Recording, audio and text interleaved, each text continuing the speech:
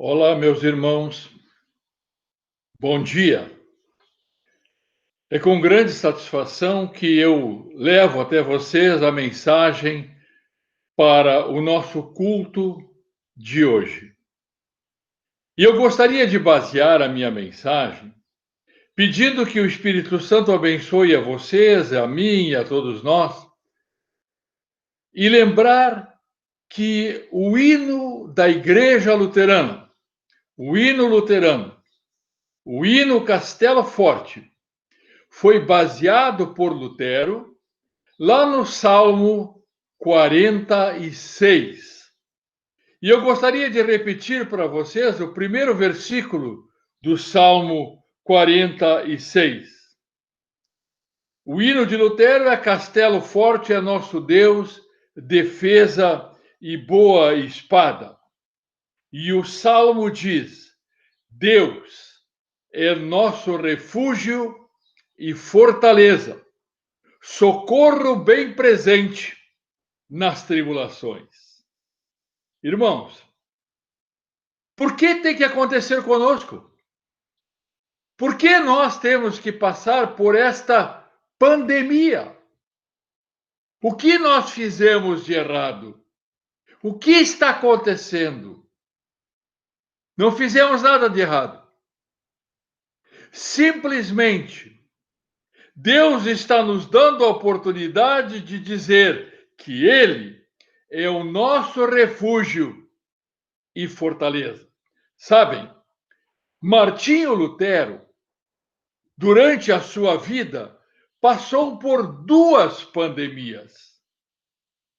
A primeira pandemia foi causada por uma bactéria chamada Yersinia pestis. E esta pandemia, que Lutero enfrentou na sua vida como reformador, aconteceu entre 1535 a 1538. E foi muito pior do que isso que nós estamos vivendo.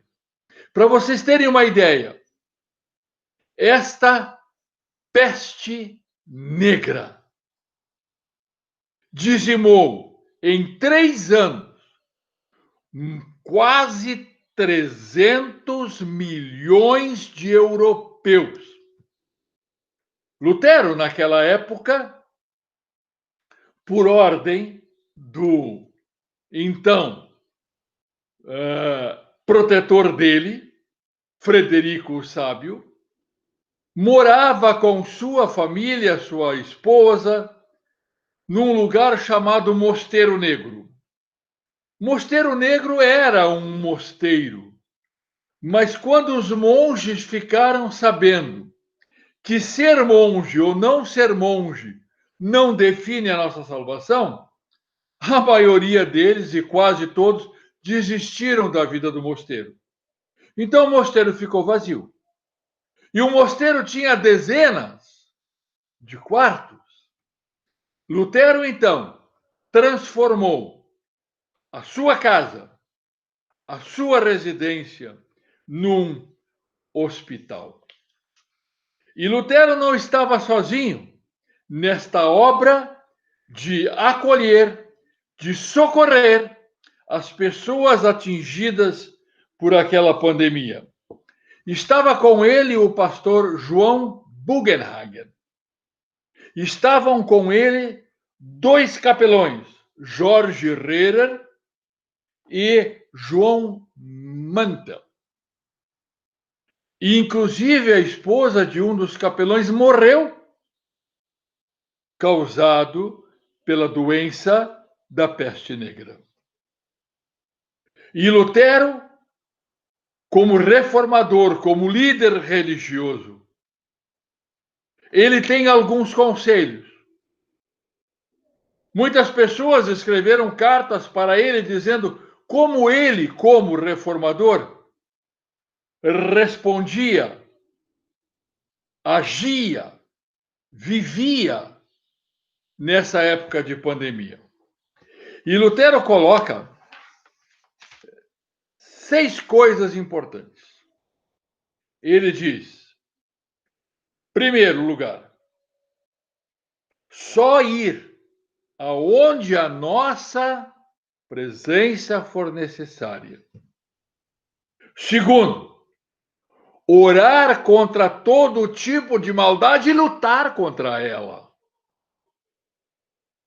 Terceiro, pastores e médicos não devem fugir, mas ficar ao lado dos atingidos. As autoridades e os funcionários não devem abandonar a cidade nem a localidade. E aí ele coloca um conselho tão importante. Ele diz: isolar os doentes, mas não abandoná-los. E não tentar a Deus. Não tentar a Deus, Lutero quer dizer, não se expor à doença com o argumento de que Deus vai te proteger, que você está protegido, que você está debaixo da orientação e da mão de Deus. Claro que você está debaixo da orientação e da mão de Deus, mas você não precisa desafiar o problema. Esta foi a primeira pandemia que Lutero enfrentou. Ele e a sua esposa, Catarina, que na época estava grávida, enfrentaram. Ele como um aconselhador espiritual e ela como enfermeira. Enfrentaram aquela pandemia. Terrível. A segunda pandemia que Lutero enfrentou foi a pandemia do terrorismo. Eu sei. Alguns devem estar muito curiosos para saber que pandemia do terrorismo era essa. A pandemia, a segunda pandemia que Lutero enfrentou e venceu, foi a pandemia da falsa informação, da falsa doutrina, do falso evangelho. Na época de Lutero, a igreja e os orientadores diziam que eu não posso ter certeza da minha salvação porque eu não sei se eu já fiz suficiente. Para eles, as pessoas tinham que fazer obras, coisas para a sua salvação. E nunca eles teriam uma segurança de dizer: eu estou salvo. E aí, Lutero enfrenta esta pandemia, este erro, com a reforma. Com a reforma que ele baseou em 5 pontos. 5 pontos que nós precisamos saber. E que no mundo da teologia são conhecidos como os 5 solas. Em outras palavras, os 5 somente. E a pandemia da ignorância, do terrorismo, de dizer que eu não tenho certeza da salvação, Lutero derruba com os 5 somente. Primeiro, somente a graça. Ninguém é salvo pelo que faz, pelo que é, pelo que diz. Nós somos salvos pelo amor, pela graça, pelo perdão que Deus nos concede em Cristo. O segundo, somente a fé. Somente a fé, a confiança no Senhor Jesus é aquilo que se apropria, que se apega nesta graça de Deus. O terceiro, somente a Escritura. Nada de acreditar em palavras, em livros, em promessas, em coisas, em profetas que existem por aí. Mas acreditar na Escritura. Somente a Escritura é aquela que nos dá todas as orientações, todas as normas para estar debaixo da vontade de Deus, para ser salvo por Deus, por Cristo. Somente a graça, somente a fé, somente a Escritura. E agora o quarto. Somente Cristo. Não tem outro. Somente Cristo é o nosso Salvador. É aquele Deus poderoso que veio ao mundo para acabar com esse terrorismo, para acabar com esta insegurança.